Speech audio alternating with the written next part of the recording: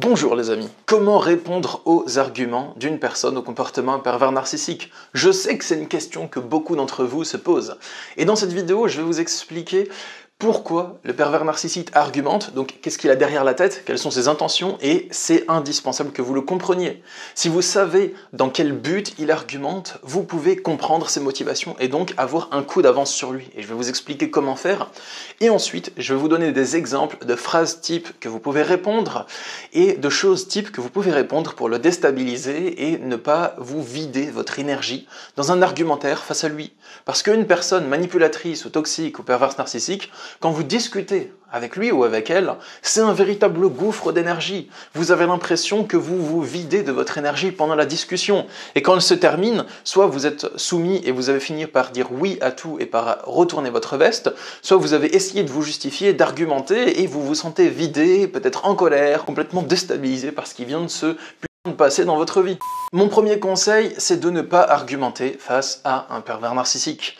Surtout si vous êtes seul, parce que si vous êtes en public, c'est un autre combat qui se joue, et ça on va y revenir juste après dans la deuxième partie de la vidéo. Mais si vous êtes seul face à cette personne, n'argumentez pas, c'est mon conseil. Parce que c'est une personne qui, dans son argumentaire, donc dans la discussion, quand vous allez exposer votre point de vue et qui va vous exposer le sien pour vous convaincre, déjà, il ne vous écoute que pour vous répondre, donc il ne tient pas vraiment compte de ce que vous dites. Il vous entend, ensuite il dit oui mais, et il contre votre argument, on dirait qu'il voit ça comme un combat d'épée, quoi. Vous donnez un coup, il vous désarme et il en donne un autre. Alors que votre but, vous, quand vous parlez, quand vous argumentez avec quelqu'un, c'est peut-être pour régler un problème, c'est peut-être pour partager votre point de vue dans un débat constructif. Ce qu'il veut, c'est soit avoir raison et refuser de reconnaître ses torts, parce que reconnaître ses torts, pour lui, ça serait comme si tout son monde intérieur s'effondrait. Donc tout ce qu'il veut, c'est gagner une joute verbale. Même si dans le fond il a tort, il veut sauver les apparences et garder la face. Ou bien s'il argumente devant un public, ce qu'il veut, c'est convaincre le public que vous êtes une mauvaise personne pour pouvoir vous écraser, jouer la victime et se mettre en avant et avoir l'impression d'en ressortir gagnant, même si dans les faits, tout ce qu'il a dit était faux.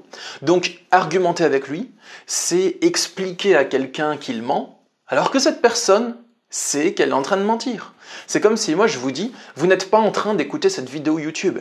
Vous allez me répondre, bah si Stan, enfin vous parlez pas d'une vidéo, mais bref, vous voyez ce que je veux dire. Vous allez me répondre, bah si, on est en train de regarder ta vidéo là. Je veux dire, non, vous n'êtes pas en train de la regarder. C'est ce que vous croyez, mais dans les faits, vous n'êtes pas en train de la regarder. C'est complètement absurde.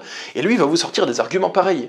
Il va mentir à votre propos, il va faire semblant qu'il oublie des choses, faire semblant qu'il croit que vous êtes responsable de plein de choses, et à force de faire semblant et de mentir, il finit par se persuader que ses propres mensonges sont la réalité, et donc il n'arrive plus à distinguer le vrai du faux, et discuter avec lui, c'est comme ouvrir la porte sur un immense gouffre infini de choses à réparer, et c'est pas possible.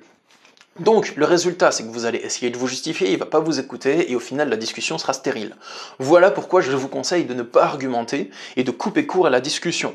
Donc, si une discussion à deux commence avec un pervers narcissique, et que vous sentez qu'il est encore dans l'argumentaire et que vous n'avez pas d'énergie, rien qu'à y penser, vous êtes crevé, mon conseil c'est de partir. Voilà. Vous dites rien, vous essayez même pas de lui expliquer pourquoi vous partez. Vous partez, vous bloquez, vous fermez la porte. Bon après si vous vivez en couple, c'est plus difficile, mais pour moi, dans le fond, c'est ce que je conseillerais, voilà. Ensuite, si vous argumentez face à un public, le combat est tout autre, parce que seul, il n'y a pas vraiment d'enjeu. L'enjeu, ça serait de lui faire comprendre qu'il a tort. Mais comme vous savez qu'il sait qu'il a tort et qu'il fait semblant de ne pas le savoir, et qu'au final il finit par s'en persuader, bref, allez, ça sert à rien quoi, vous l'avez compris. Mais face à un public, le combat est tout autre. Le combat se joue dans l'esprit de votre auditoire. Quand vous argumentez face à une personne toxique, devant des spectateurs, le réel enjeu n'est pas dans la discussion que vous allez avoir et dans l'échange que vous allez avoir avec l'autre, dans la connexion humaine que vous allez établir avec lui. Le vrai enjeu est dans l'esprit des personnes qui vous regardent ou qui vous écoutent. Lui, il veut vous déstabiliser et vous faire passer pour une mauvaise personne dans les yeux des personnes, enfin dans le regard des personnes qui vous écoutent. Ce qu'il veut, c'est que la foule vous prenne pour le méchant et le prenne pour la bonne personne qui triomphe du méchant ou par la victime qui se fait assaillir par vous. Et vous, probablement que vous n'êtes pas le méchant ou la méchante, mais il vous décrit comme si vous l'étiez. Donc vous sentez que c'est injuste, vous essayez de vous justifier, vous essayez de lui faire comprendre qu'il a tort, Lui le sait, il a tout anticipé, donc il fait semblant de ne pas le comprendre, il vous accuse encore plus, vous vous justifiez, vous n'êtes pas dans la position de force, vous êtes dans la position de celui qui répond, qui se défend, qui essaye d'expliquer aux autres que le pervers narcissique a tort, mais lui, comme il a préparé ses arguments, comme il ment, comme il respire, qui vous accuse de tellement de choses fausses à la seconde, que tout rectifier vous prendrait trop de temps et que la foule n'a pas envie de l'écouter, eh bien vous êtes désarmé et vous avez perdu, et 1-0 pour lui. Et c'est dommage, parce que ces expériences, elles peuvent soit vous énerver, soit vous traumatiser, et vous marquer et laisser une trace dans votre esprit pendant longtemps. Donc déjà, je tiens à vous dire que si vous ne savez pas trop quoi répondre dans ce genre de discussion, c'est normal, c'est des arguments qui sont toxiques, c'est un mode de discussion auquel vous n'êtes pas préparé, et qui sort de l'ordinaire, qui sort de tout ce que vous avez pu imaginer. Maintenant, comme promis au début de la vidéo, je vais vous donner des conseils précis que vous allez pouvoir juste décalquer, reproduire dans des conversations avec ce type de personnes. Mais comprenez que vous allez peut-être pas y arriver du tac au tac. Ça nécessite une préparation mentale, d'imaginer que vous le faites plusieurs fois pour arriver à avoir les réflexes, de vous entraîner avec peut-être des personnes qui jouent le rôle du manipulateur et vous jouez le rôle de la personne qui se défend. Au début, c'est pas des réflexes, donc c'est pas naturel de réagir à des discussions avec des narcissiques ou des personnes toxiques. Et c'est à force de vous entraîner à le faire que ça va vous venir de plus en plus naturellement. Donc vous pouvez vous entraîner sur les points que je vous donne, et même dans tous les cas, vous pouvez les utiliser si jamais vous en avez besoin, même si vous n'êtes pas entraîné. Donc, le premier conseil, c'est pousser le pervers narcissique ou la personne toxique à se dévoiler par des questionnements. Ce que je veux dire par là, c'est que dans les attaques qu'il va vous adresser en public, le pervers narcissique il va vous adresser beaucoup d'attaques passives-agressives. Les attaques passives-agressives, c'est des sous-entendus. Il va vous faire des reproches pour que les gens devinent qu'il vous fait des reproches, mais c'est des reproches qui ne vont pas être dits explicitement. Il ne va pas dire « je te reproche de, je t'accuse d'avoir fait ça, maintenant explique-moi ». Il va le sous-entendre. Pour vous citer un exemple, admettons que vous ayez un enfant avec une personne au comportement pervers narcissique, et vous vous retrouvez à devoir faire des visites médiatisées avec vos enfants, vous et le père. Et c'est le père qui a un comportement toxique. Des fois ça peut être la mère, je cite le père comme ça parce qu'il faut bien en citer un des deux. Vous arrivez à la visite médiatisée, et là le père dit aux éducatrices qui vous écoutent, l'air de rien, bonjour, ça va, tu vas bien, est-ce que tu traites mieux les enfants maintenant ? Et ça, c'est une attaque passive-agressive. Parce qu'il le dit d'un ton gentil, ça va, tu traites mieux les enfants maintenant, donc comme s'il s'inquiétait pour les enfants, mais ça sous-entend qu'avant, vous ne les traitiez pas bien. Et peut-être qu'il n'y a eu aucun fait comme ça qui a été déclaré ou signalé. Et il fait ça pour faire croire à l'auditoire qui vous écoute que vous aviez un problème de maltraitance envers les enfants.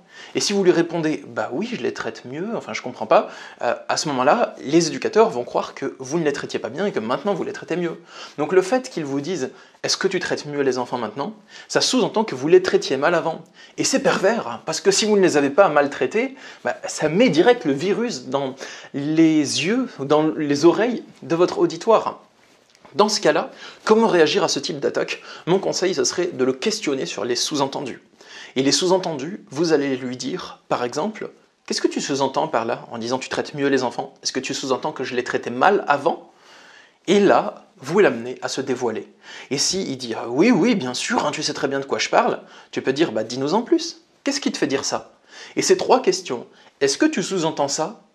Peux-tu m'en dire plus? » Et qu'est-ce qui te fait dire ça? C'est des questions pour désarmer les manipulateurs dans leurs attaques passives-agressives. Retenez-les bien. Deuxièmement, vous pouvez le remercier pour sa malveillance. Le remercier pour sa malveillance, c'est une manière de contre-argumenter le pervers narcissique en public. Donc, typiquement, je vais vous donner un autre exemple. Admettons que vous soyez au travail et que le pervers narcissique vous accuse devant votre supérieur hiérarchique de faire des choses qui nuisent au bon fonctionnement de l'entreprise. À ce moment-là, vous ne savez pas quoi répondre, parce que vous avez l'impression d'avoir bien fait, mais que ces accusations, elles sont fausses, vous ne savez pas trop comment réagir. Une manière de faire, si vous accuse vraiment une chose fausse, ou qui vous attribue des mauvaises intentions, vous pouvez le questionner en disant « Donc, si je comprends bien, si tu dis ça à notre supérieur hiérarchique, c'est parce que tu t'inquiètes du bon fonctionnement de l'entreprise. Ton intention, c'est juste de veiller au bon fonctionnement de l'entreprise et tu as l'impression que je nuis à l'entreprise. Et c'est pour ça que tu lances une alerte auprès de notre chef. Est-ce que c'est bien ça? » Donc lui, probablement, il va dire oui. Parce que ce qu'il veut, c'est avoir une bonne image. Donc là, vous lui donnez une perche pour avoir une bonne image. Et donc, après ça, vous allez le remercier de s'inquiéter pour le bon fonctionnement de l'entreprise et lui dire « Mais de toute façon, je comprends que tu aies pu t'inquiéter là-dessus, mais moi j'ai pensé à tout, et si je fais ça, c'est aussi à ma manière pour contribuer au bon fonctionnement de l'entreprise. Bref, en gros, pour résumer, il vous accuse de faire quelque chose qui nuit aux autres personnes pour vous dépeindre comme le méchant. Vous allez reformuler en lui demandant « Donc, si tu lances une alerte là-dessus, c'est parce que tu as peur que je nuise à ces personnes et tu veux leur bien. C'est bien ça ?» Il va probablement dire oui. Et là, vous lui dites « Mais moi aussi, je veux leur bien. Et justement, j'ai pris ce paramètre en compte et j'agis comme ça dans le but de leur bien. » Donc, c'est une manière de le désarmer parce que vous n'allez pas à la confrontation, en fait. Vous ne rentrez pas dans le combat. Vous contournez, vous lui laissez la porte ouverte, vous lui dites « Bah tiens, entre, t'as vu? Voilà, maintenant tu peux ressortir. » C'est un peu ça. Le troisième conseil que je souhaite vous donner, si vous argumentez en public avec un pervers narcissique, c'est de demander l'avis du public. Et oui, parce que ce que veut le toxique qui essaye de jouter verbalement contre vous en public, ce qu'il veut, c'est amener la foule à se rallier à sa vision des choses, et sa vision des choses est contre vous et vous dépend de manière négative. Donc quand vous êtes dans ce type de situation, il veut influencer le public à penser de sa manière et donner des arguments, rentrer dans l'émotionnel, bomber le torse ou au contraire jouer la victime pour jouer uniquement sur l'émotionnel du public. À ce moment-là, le public est comme hypnotisé par ce qui se passe. Le public ne se rend plus compte de ce qui est en train d'arriver. Et il faut que vous arriviez à mettre une coupure, à briser ce cycle, à briser son tempo, son timing. Et pour ça, il faut donner une occasion au public de penser à nouveau par lui-même. Donc, ce que je vous invite à faire, si le public vous dépeint comme une mauvaise personne, vous avez donné quelques arguments, lui aussi il en donne, vous voyez que le public est en train peut-être de se rallier à sa cause. Vous vous interrompez et vous dites, on va demander au public ce qu'il en pense. Qu'en pensez-vous? Est-ce que vous pensez qu'il a raison ou que j'ai raison? Quel est votre avis? Et les gens, vous commencez à se questionner. Vous les faites penser par eux-mêmes. Et donc, vous brisez son mécanisme. Et là, il risque de ne pas être content, de s'énerver. Et quand il s'énerve, il a perdu. Et vous passez pour la bonne personne. Et vous pouvez surenchérir. Et pour la bonne personne que vous êtes, bien entendu. Le but, c'est pas de manipuler, c'est de contrer la manipulation. Quatrièmement, mon dernier conseil, c'est à propos de la justification. La tendance qu'on a, quand on nous accuse à tort devant des gens, c'est de se justifier. Et donc, se justifier, ça veut dire argumenter auprès de l'accusateur pour que l'accusateur finisse par valider votre point de vue. Par exemple, quelqu'un, devant le public, vous accuse d'être un menteur ou une menteuse. Il va vous accuser de faire des choses fausses. Il va vous dire « tu as fait ça, et tu as fait ça, et tu n'as pas voulu ça ». Et tout ça, c'est faux. Il vous êtes accusé de mensonge, et les autres commencent à croire ces mensonges. Parce que c'est pas courant qu'on mente à propos d'une personne comme ça. Donc les autres finissent par le croire, et par voir que vous êtes une mauvaise personne. Imaginez, on vous accuse par exemple d'avoir fait des attouchements sur quelqu'un, alors que vous ne l'avez jamais fait. Et là, vous savez pas quoi faire. Donc, quelque chose que vous pouvez faire, c'est expliquer l'inverse. Expliquer l'inverse, c'est pas du tout pareil que de se justifier. Et je vais vous expliquer où est la nuance pour que vous compreniez bien. Se justifier, c'est que au moment où il vous accuse d'avoir fait des attouchements, vous allez lui parler à lui et essayer de lui faire admettre qu'il a tort et de lui faire comprendre qu'il a tort. Donc vous allez lui dire « je n'ai pas fait d'attouchement, pourquoi tu dis ça, qui t'a dit ça, qu'est-ce qui te le fait croire, c'est faux, je n'ai jamais fait telle chose ». Et lui, il sait que c'est faux, mais il continue à vous accuser. Et tant que vous êtes dans cette position, il vous domine totalement, il vous écrase, vous êtes fini. Parce qu'il vous dit « tu as fait des attouchements », et donc vous rectifiez « non, je n'en ai pas fait, regarde, pour telle ou telle raison ». Et lui, il sait que c'est faux. Il a juste à continuer à dire si, et vous lui expliquez pourquoi c'est non. Donc vous avez complètement perdu le combat, là c'est fini.